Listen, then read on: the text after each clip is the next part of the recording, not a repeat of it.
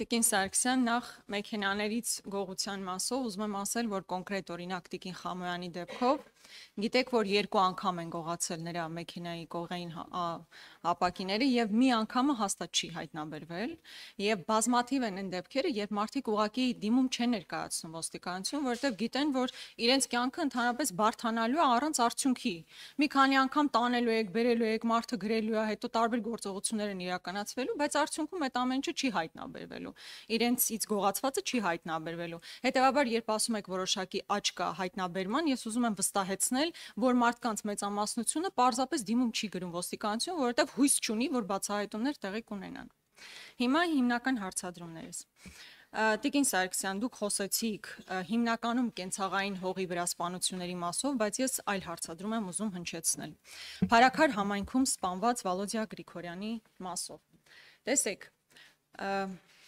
երբ հերթը հասնում է իշխանության ներկայացուցիչների անվտանգության ապահովմանը, ակնհայտ է, որ դուք բոլոր միջոցառումները ձեռնարկում եք։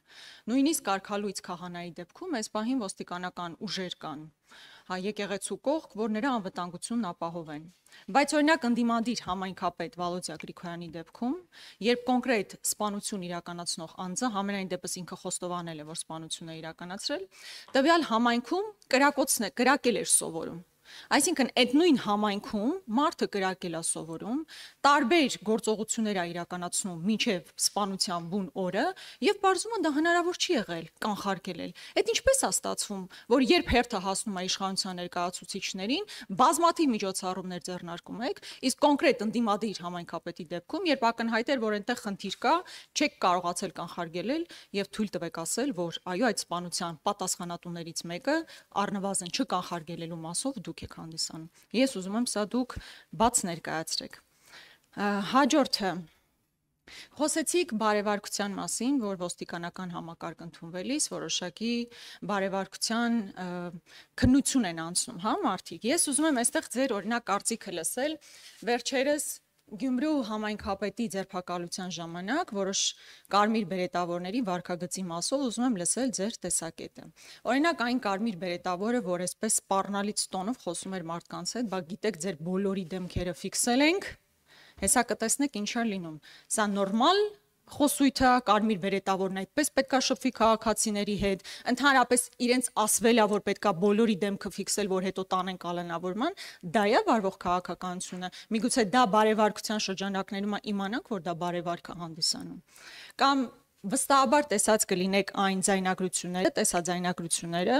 որ կարմիր բերետավորներն ուղղակի այսպես մխրճվում են մարդկանց մեջ ու սկսում են ծեծել։ Տեսել եք, չէ՞, եթե չեք տեսել, ես կարող եմ ձեզ ցույց տալ։ Այո, շատ լավ։ Եվ հաջորդը արդեն բյուջեի մասով ձեզ համար վերջերս գնվել է մեքենա $125,000 արժողությամբ։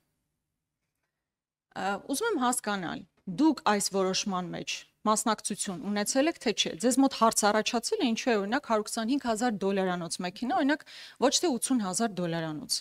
Եթե $80,000 մեքենա գնվեր ձեզ համար, խնդիր կլիներ,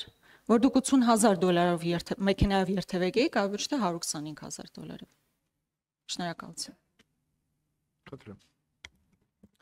Շնորհակալություն, Տիկին Գրիգորյան, սկսեմ սկզբից։ Տիկին Խամոյանի տրանսպորտային միջոցից կատարված գողության մասով ես արդեն ասացի, որ կա բացահայտում եւ ընդհանուր բացահայտման տոկոսի մասով էլ ասացի, որ շուրջ 30%-ը բացահայտված է։ Հիմա դուք էլի նեգատիվով սկսեցիք։ Տեսեք, ես այս ընկալման մասին եմ ասում։ Ասում եք, այն բացահայտվածը ոչինչ։ Կարևորը այն չբացահայտված դեպքն է։ Եվ համաշխարհային մակարդակում, որ երկիրն էլ գտնեք, այո, Հայաստանի Հանրապետությունում էլ կարող է լինել չբացահայտված հանցագործության դեպքեր։ Եվ այս ռեֆորմների իմաստը այն է, որ ոստիկանությունը կարողանա զարգացնել իր կարողությունները, եւ մենք կարողանանք հանցագործության բացահայտման ավելի բարձր ցուցանիշ ունենալ։ Սա առաջինը, ինչ վերաբերում է երկրորդ պնդմանը այս համատեքստում, որ շատ են քաղաքացիները, որոնք որ չեն վստահում ոստիկանությանը եւ չեն դիմում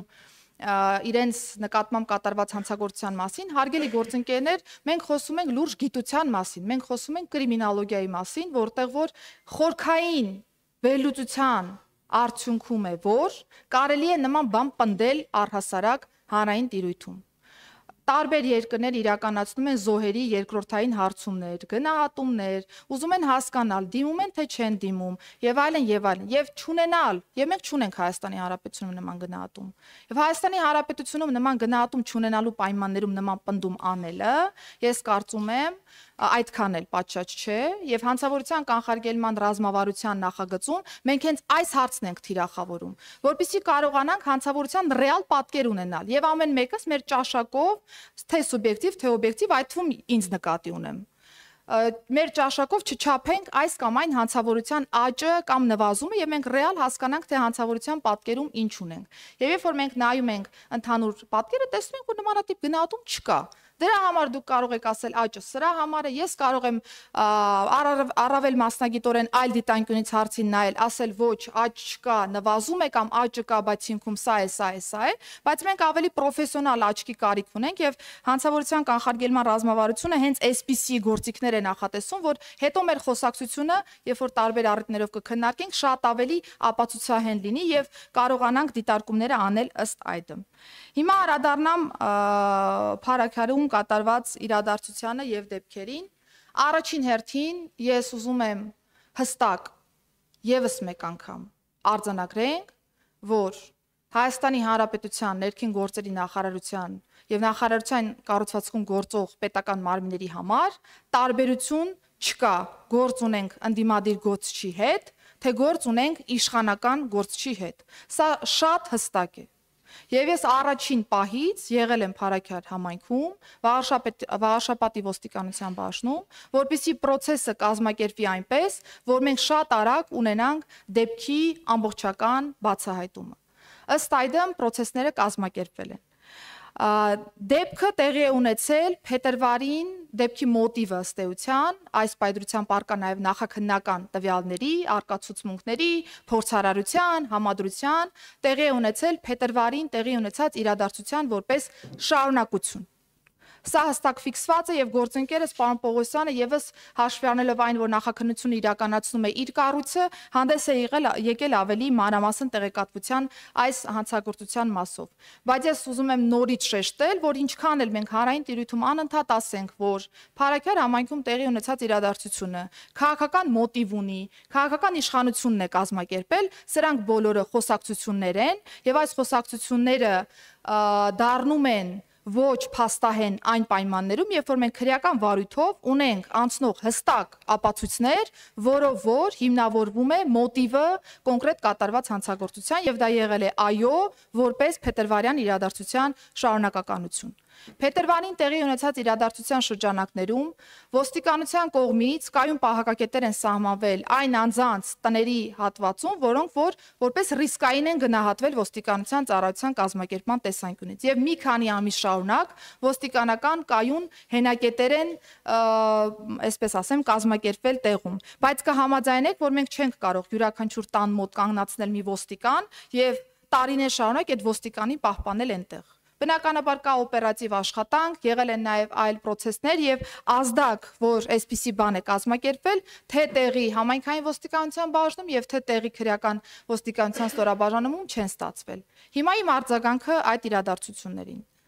Ես երբ որ կիսամյակը ամփոփում էի Արմավիրի մարզում, Արմավիրի մարզի ոստիկանության աշխատանքը եթե թվային պատկերով նայեք, ընդհանուր առմամբ, հատկապես քրեական ոստիկանության ասպեկտով, բացահայտվողականության ավելի բարձր տեմպեր ունեինք, աճ ունեինք, վրա հասած հանցագործությունների մեղադրյալ ներգրավված անձանց ցուցանիշի մասով եւս Արմավիրի մարզը բավական լավ դիրքերում է գտնվել հանրապետական մակարդակով, բայց քանի որ ես իմ գործելավոճում շատ թափանցիկ եմ, դուք նկատած կլինեք, եթե չեք նկատել, կարող եք հետևել, որ Արմավիրի մարզի կիսամյակային ամփոփումների շրջանակներում ես հատուկ ուշադրություն եմ դարձրել նրան, որ Արմավիրի մարզում միջանձնային հարաբերությունները շարունակում են մնալ խնդրահարույց եւ ոստիկանական աշխատանքը պիտի շատ ավելի ինտենսիվ լինի այս տեսանկյունից եւ հատուկ քննարկվել է նաեւ փետրվարյան իրադարձությունը կոնկրետ օրինակով, որպեսզի ծառայողները կարողանան շարունակել ինտենսիվ իրենց աշխատանքները։ Եվ քանի որ դրանից հետո էլ կիսամյակի ամփոփման արդյունքում Վաղարշապատի ոստիկանության բաժնի պետի աշխատանքը գոհացուցիչ չի եղել, Վաղարշապատի ոստիկանության բաժնի պետը իմ հրամանով ազատվել է զբաղեցված պաշտոնից։ Բարեկային ծառայության գումարտակի հրամանատարի աշխատանքը կրկին չի գնահատվել բավարար, Պարեկային ծառայության գումարտակի հրամանատարը իմ հրամանով ազատվել է պաշտոնից։ Եվ հաշվի առնելով ընդհանուր առմամբ քրեական ոստիկանության բացահայտվողականության դրական տենդենսը, քրեական ոստիկանության մարզային վարչության պետին տրվել է խիստ հանձնարարական շարունակելու միջանձնային հարաբերությունների մասով կատարվող աշխատանքը։ Եվ մենք ունեցել ենք արդեն այս իրադարձությունը, որին հաջորդել է մարզային վարչության պետի ազատումը կրկին իմ հրամանով։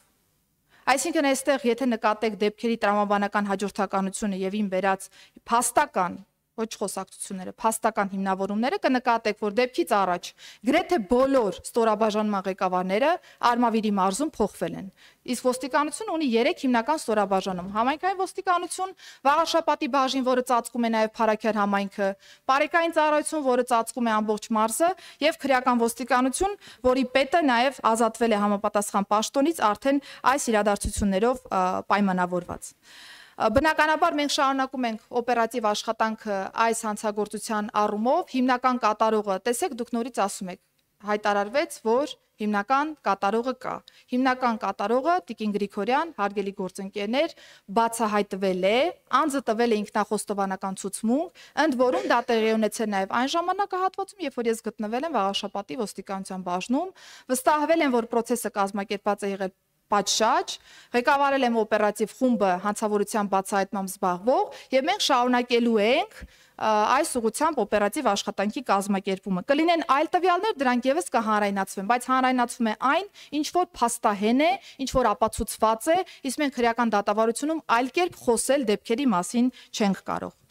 Հիմա անդրադառնամ ոստիկանության հատուկ նշանակության գումարտակի ձեր նշած կարմիր բերետավորների վարքագծին, հարգելի Տիկին Գրիգորյան, իհարկե լավ չէ, երբ որ կարմիր բերետավորը քաղաքացուն նմանատիպ բառապաշարով է դիմում, բայց վստահեցնում եմ, որ որևէ մեկը կարմիր բերետավորին կամ ցանկացած ոստիկանության այլ ծառայողին չի կարող տալ այնպիսի հրահանգ, որը որ չի բխում իր լիազորություններից եւ գործառութային պարտականություններից։ Ծառայողները եղել են այնտեղ հասարակական կարգ եւ անվտանգություն ապահովելու համար եւ ակնհայտ է, վստահ դիտել եք տեսանյութերը, ակնհայտ է,